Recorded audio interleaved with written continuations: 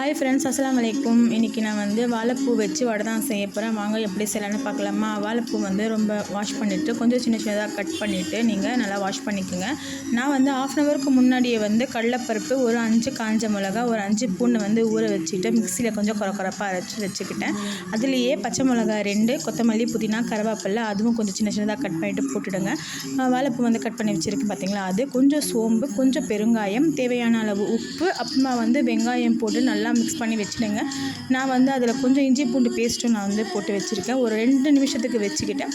வடை வந்து எப்படி தட்டுவாங்களோ அப்படி தட்டிட்டு நான் வடை செஞ்சுட்டேன். இதுதான் நான் வந்து ஃபஸ்ட் டைம் வந்து வாழைப்பூவில் வந்து வடை செஞ்சுருக்கேன். இந்த வீடியோ வந்து உங்களுக்கு பிடிச்சிருந்தா லைக் பண்ணுங்கள், ஷேர் பண்ணுங்கள், மறக்காமல் என் சேனலுக்கு சப்போர்ட் பண்ணுங்கள். Okay, bye friends.